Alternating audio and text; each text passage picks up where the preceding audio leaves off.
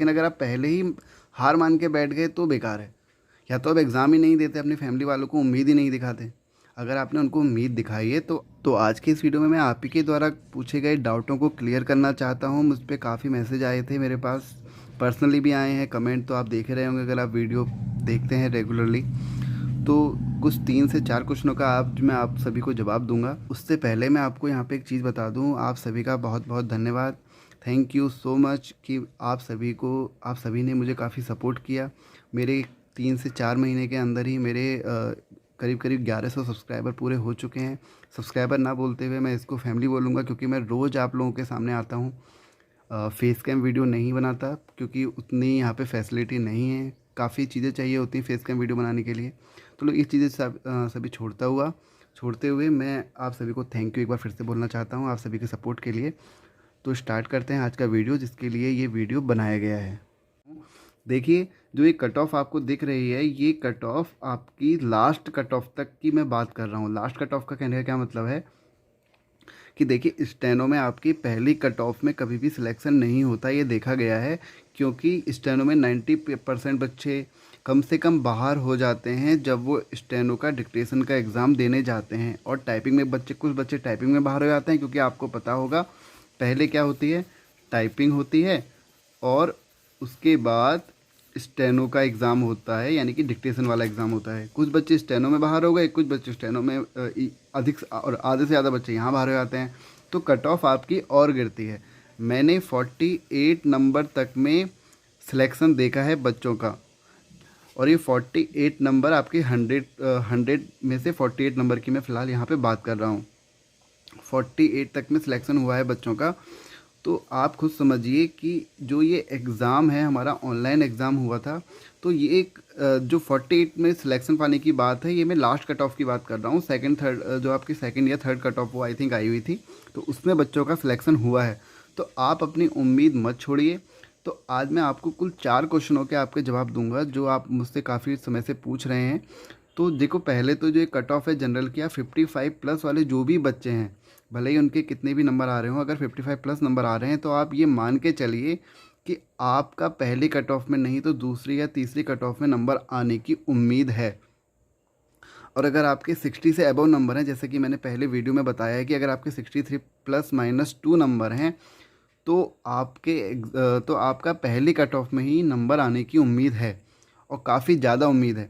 और अगर आप ओबीसी कैटेगरी के हैं, जैसे कि मैंने पिछले वीडियो में बताया था कि 61 प्लस या प्लस माइनस 2 नंबर या 60 प्लस माइनस 2 नंबर जो मैंने बताया था, अगर आपके उतने आ रहे हैं तो आप पहली कट ऑफ में आप आ सकते हैं।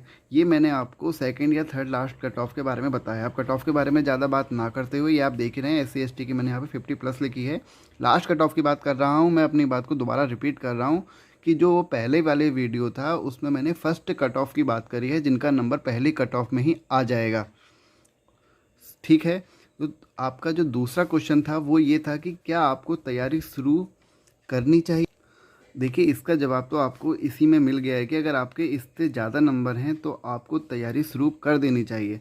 अच्छा, अब तैयारी किसको शुरू नहीं करनी चाहिए, आप ये समझ लीजिए। अगर आप पहले से ही हार मान के बैठे हैं, अगर आपने हार मान ली कि आप जो टाइम मिला है हम उसमें तैयारी नहीं कर पाएंगे, तो आप तैयारी छोड़ दीजिए, रहने दीजिए, मत करिए तैयारी। आप एक बात ये सोचना कि आपने कम से कम कितने बच्चों को पीछे छोड़ के आप स्टेनो का एग्ज़ाम क्वालिफाई कर पाए हैं, और क्या अब आप पूरा दिन लगाकर क्या स्टेनो की तैयारी शुरू नहीं कर सकते।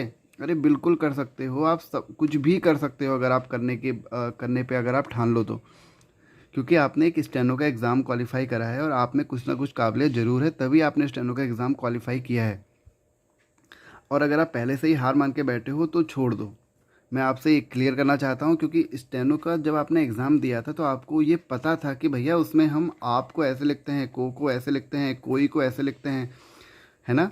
आपने कुल मिला के आपको ये पता था कि आप उसमें चील बिलौवा बनाते हैं। जो स्टेनो जिनको आता है, चील बिलौवा कहने का मेरा मतलब है कि कुछ भी उटपटांग जो लिखते हैं, आपने देखा होगा, आपकी समझ में नहीं आया होगा, तो आपको स्टेनो का एग्ज़ाम देना ही नहीं चाहिए था।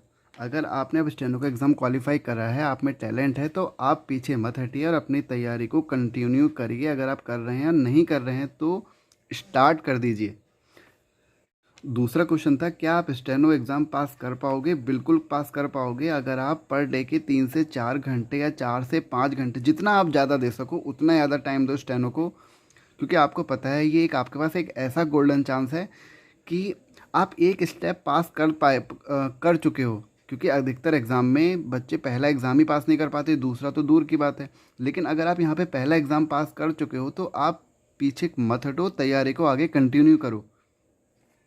थर्ड है, क्या 3 से 4 महीने स्टेनो सीखने के लिए पर्याप्त हैं? देखो पर्याप्त हैं, बट उनके लिए जो 5 से 6 घंटे 4 से 5 घंटे का टाइम दे रहे हैं।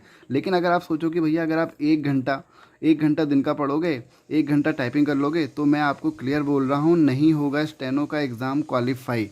आपको 3 से 4 घंटे, 4 से या मतलब आपको मैक्सिमम 5 घंटे, तो आपको 4 से 5 घंटे आपको देने ही देने हैं, तभी आपका स्टेनो का एग्ज़ाम क्वालिफाई होगा। अब आप ये देख के सोचिए, करो या ना करो या मरो की स्थिति है आपके सामने। क्योंकि देखो एग्ज़ाम वैसे ही उत्तराखंड में काफ़ी कम हो रहे हैं, और अगर आप ये मौका भी अब छोड़ देते हो तो आप सोच लो आप वैसे ही पीछे चले गए हो, फिर से काफ़ी लंबा टाइम वेट करना पड़ेगा। क्योंकि किसी भी एग्ज़ाम की पूरी प्रोसेस कंप्लीट होने में कम से कम हमारे 1 साल तो आराम से लगता है, नहीं मानिए तो कम से कम 1.5-2 साल आराम से लग जाते हैं किसी भी एग्ज़ाम की पूरी प्रोसेस कंप्लीट होने में। तो आप अगर क्वालिफाई कर जा रहे हो, रिटन आपने ऑनलाइन एग्ज़ाम आपने क्वालिफाई कर लिया है या आप कर सकते हो, तो तैयारी कंटिन्यू करिए। तो आप ज़रूर 3 से 4 महीने का स्टेनो में आप एक्सपर्ट तो नहीं बोलूँगा, बट आप सीख जाओगे, जिससे कि आपके पास एक चांस तो रहेगा कि आप वहाँ एग्ज़ाम क्वालिफाई कर पाओ। अरे भैया जब आप एग्ज़ाम दोगे तभी तो क्वालिफाई होगा। आपने तो पहले ही अगर आप हार मान के बैठ गए कि यार मैं नहीं सीख सकता 3 से 4 महीने में, तो आप वैसे ही बाहर हो। तो मेरी आपसे ये रिक्वेस्ट है कि अगर आप एग्ज़ाम क्वालिफाई करने के पास हो, आपके नंबर इतने आ रहे हैं, तो तैयारी शुरू कर दो।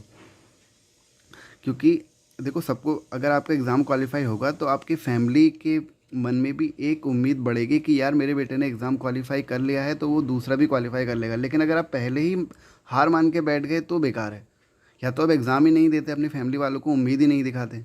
अगर आपने उनको उम्मीद दिखाई है तो आप उस पर काम करो और आप ज़रूर क्वालिफाई करोगे एग्ज़ाम। तो मेरी आप सभी के साथ शुभकामनाएं हैं। और अगर मैंने आपको इस वीडियो में बोर किया हो या आपको लगा हो कि भैया ज़्यादा ही ज्ञान बांट रहे हो, तो माफ़ करना। आज का ज्ञान इतना ही, और ज़्यादा बोर ना करते हुए आपको मैं यहाँ पे वीडियो ख़त्म करता हूँ। उससे पहले मैं आपसे रिक्वेस्ट करता हूँ कि अगर आपको लगेगा कि आपके मन में इससे थोड़ा सा भी आप इंस्पायर हुए हो या आपके मन में उम्मीद बढ़ी है, तो वीडियो को लाइक करना ना भूलें। और अगर पहली बार चैनल पर आएँ तो चैनल को सब्सक्राइब, और साथ ही में मुझे कमेंट में ज़रूर बताइए कि आपके मन में क्या चल रहा है एग्ज़ाम को लेकर। तो थैंक यू आज के लिए।